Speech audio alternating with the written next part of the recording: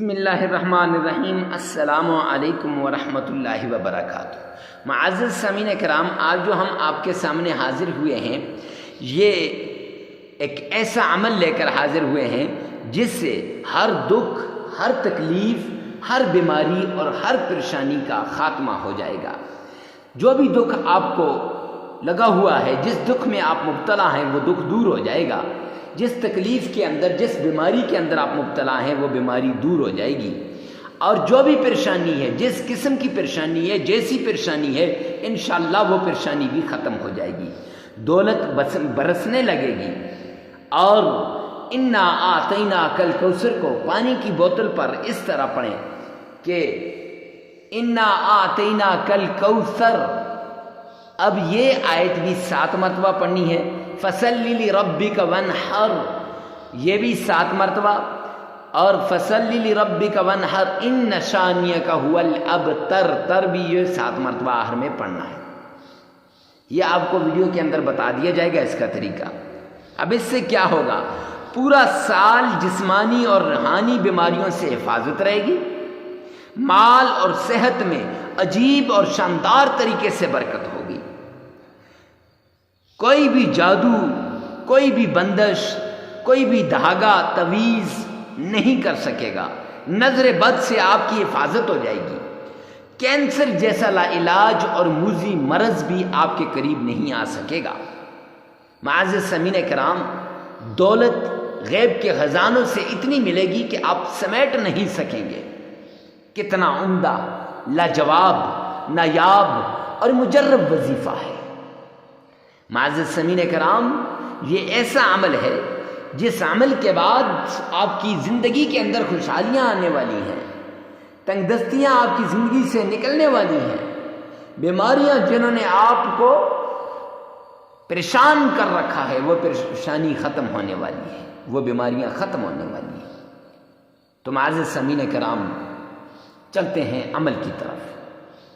آپ نے 3 بار تعوذ پڑھنا ہے۔ سب سے پہلے تو پانی کی ایک بوتل لے لینی ہے، بوتل پاس رکھ کر 3 بار تعوذ، اعوذ باللہ من الشیطان الرجیم، بسم اللہ الرحمن الرحیم، 3 بار پڑھنا ہے، پھر 3 ہی بار اللہم صلی علی محمد وعلی آل محمد، 3 بار پڑھنا ہے۔ آپ چاہیں تو نماز والا پورا درود پاک پڑھ سکتے ہیں۔ پھر اس کے بعد سورہ کوثر اس طریقے سے پڑھنی ہے کہ 3 بار پہلے سورہ کوثر پڑھ لینی ہے پوری۔ انا اعطیناک الکوثر فصلی لربک وانحر ان شانئک هو الابتر پڑھ کر اب اس کے بعد آپ نے انا اعطیناک الکوثر، اس کو 7 مرتبہ پڑھنا ہے۔ انا اعطیناک الکوثر، یہ 7 مرتبہ۔ پھر اس کے بعد فصلی لربک وانحر، یہ بھی 7 مرتبہ۔ ان شانئک هو الابتر، یہ بھی 7 مرتبہ۔ ایسے ترتیب کے ساتھ 7 مرتبہ آپ نے پڑھنا ہے۔ اور پھر 3 مرتبہ درود پاک پڑھ لیں، 33 مرتبہ استغفار پڑھ کر پانی پر دم کر دیں۔ اگر کوئی مریض ہے تو مریض کو پانی پلا دیں۔